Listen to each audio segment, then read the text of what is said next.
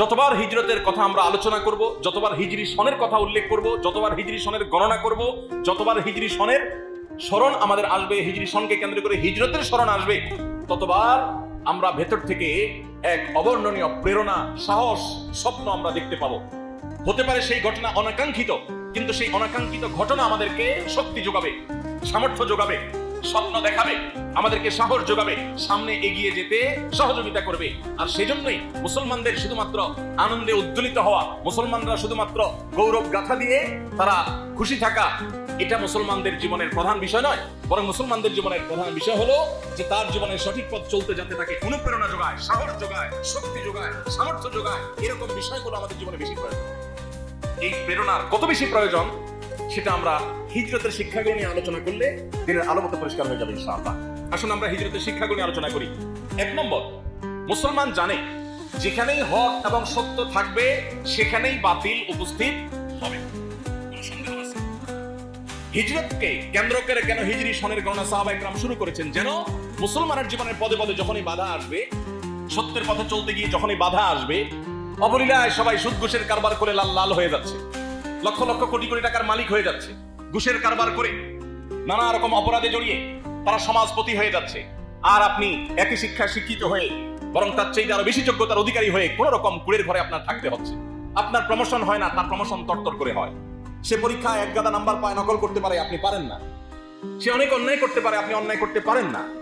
এই যে বাধাগুলো আসবে, এই বাধাগুলো যখন আসবে তখন হিজরত আমাদেরকে প্রেরণা যোগাবে, আমাদের পিঠে হাত দিয়ে আমাদেরকে সাহস দিবে, বলবে যে সামনে চলো, অন্যায়ের সামনে কোনো আপোষ করবে না, কোনো মাথা নত করবে না, কোনো ছাড় দিবে না।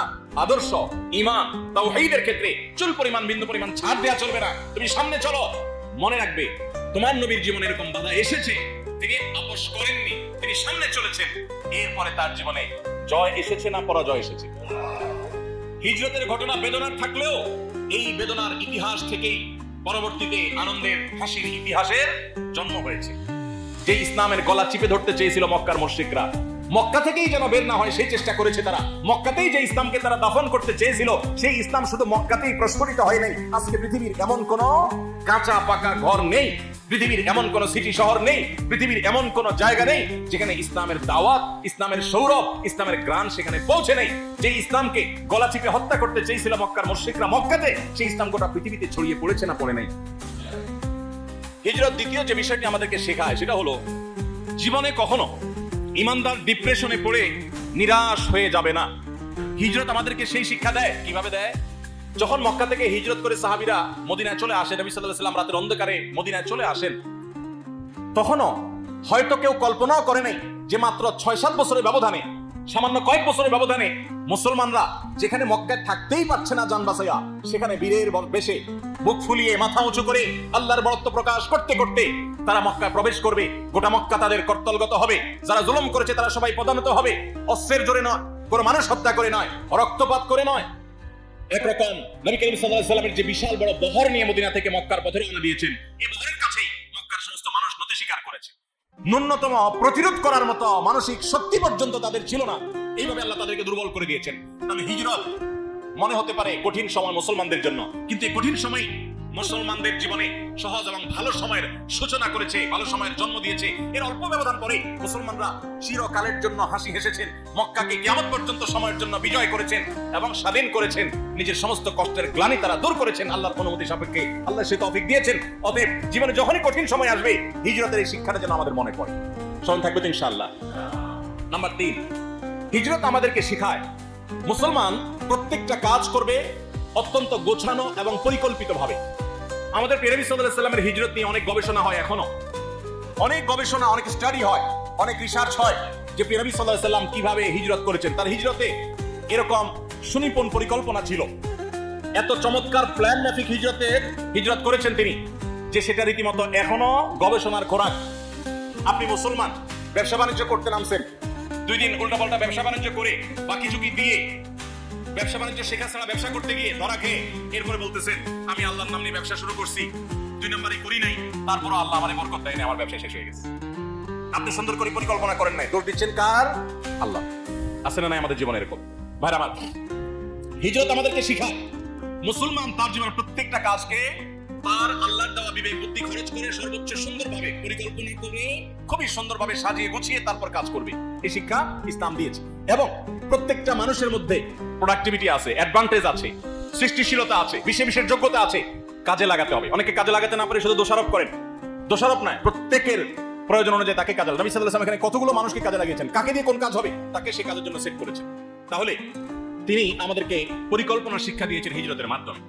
নাম্বার 4, হিজরতের মাধ্যমে নবী সাল্লাল্লাহু আলাইহি ওয়াসাল্লাম শিক্ষা দিয়েছেন শুধু পরিকল্পনা করেই আমি সবকিছু করে ফেলবো, মুসলমানের এই বিশ্বাস থাকবে না। মুসলমান পরিকল্পনা ঠিকই করবে, কিন্তু বিশ্বাস থাকবে যে হবে সেটা যেটা আল্লাহ ফায়সালা করেছেন। এজন্য নিজের পরিকল্পনা শতভাগ পারফেক্ট হওয়া সত্ত্বেও মুসলমান দিন শেষে পরিকল্পনা শেষে বলবেন ওয়াউফিদু আমরি ইলাল্লাহ ইন্নাল্লাহা বাসীরুম বিল ইবাদ।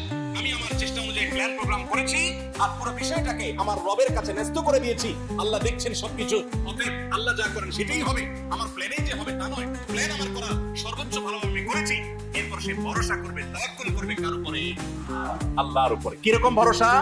যে তার জীবনে সবচেয়ে বড় বিপদ যদি আসে, পায়ের নিচ থেকে মাটি সরতে সরতে সরতে সরতে যদি একেবারে শূন্য হয়ে যায়, তার যদি পিঠ দেয়ালে ঠেকেও যায়, তারপরও সে বলবে লা তাহজান ইন্নাল্লাহা মা'ানা। তাহলে বোঝা গেল ইমানদারের জীবনে সবচেয়ে কঠিন সময় বা সবচেয়ে ভালো পরিকল্পনা করার পরও তাকে তাওয়াক্কুল করতে হবে। কি করতে হবে ভাই? কারণ আল্লাহ কোরআনে বলেছেন ইন্নাল্লাহা ইউহিব্বুল মুতাওয়াক্কিলিন। আল্লাহ তাআলা কাকে ভালোবাসেন?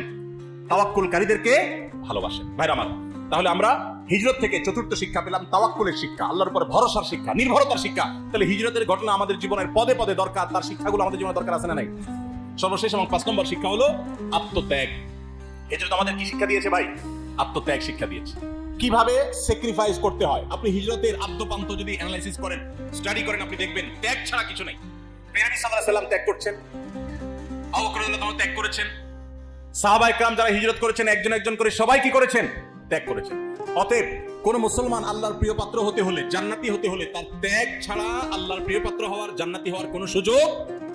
এখন আপনি প্রশ্ন করতে পারেন ভাই, নবী করিম সাল্লাল্লাহু আলাইহি ওয়াসাল্লাম নিজের মাতৃভূমি ত্যাগ করে মদিনায় এসেছেন, সাহাবায়ে কেরাম যারা হিজরত করেছেন সবাই মাতৃভূমি ত্যাগ করে মদিনায় এসেছেন, তাদের জীবনের ত্যাগ করেছেন, বাট আমরা কিভাবে ত্যাগ করব?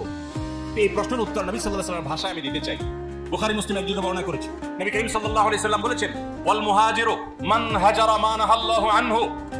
আল্লাহর কাছে মুহাজির ওই ব্যক্তি, শুধুমাত্র মাতৃভূমি ত্যাগ করলেই মানুষ হিজরতকারী হয় না, তারা তো হিজরতকারী আছেনই, এর পাশাপাশি আল্লাহ যা নিষেধ করেছেন সেই নিষিদ্ধ বস্তুকে যে ব্যক্তি ত্যাগ করে আল্লাহর খাতিরে, মাতৃভূমি ত্যাগ করতে যেরকম মানুষের কষ্ট লাগে, দুঃখ লাগে, মন চায় না, তারপরে তাকে ত্যাগ করতে হয়, ঠিক একইভাবে কোনো হারাম, কোনো অন্যায়, কোনো অপরাধ, কোনো খারাপ কাজ এটা ত্যাগ করতে মানুষ চায় না, কিন্তু আল্লাহর জন্য যদি সে ত্যাগ করে, সে যদি স্যাক্রিফাইস করে, সে যদি ছেড়ে দেয়, এই ব্যক্তি আল্লাহর কাছে মুহাজির হবে ইনশাআল্লাহ। তাহলে আমাদের মুহাজির হওয়ার সুযোগ হারাম কাজ বর্জন করার মধ্য দিয়ে। সবাইকে মুহাজিরের মর্যাদা চাইতো ইনশাআল্লাহ। আল্লাহ তাআলা আমাদের সবাইকে মুহাজিরদের মতো মর্যাদা অর্জন করার তৌফিক দান করুন। আল্লাহর জন্য সমস্ত হারামকে ছেড়ে দেওয়ার, বাদ দেওয়ার, সমস্ত হারামকে ত্যাগ করার ঈমানের শক্তি আরশে আজিমের মালিক আমাকে আপনাকে আমাদের সবাইকে যেন দান করে। আল্লাহর কাছে আমরা সবাই দোয়া করি, আল্লাহ আপনি আমাদের সবাইকে মুত্তাকি পরহেজগার বানায় দেন।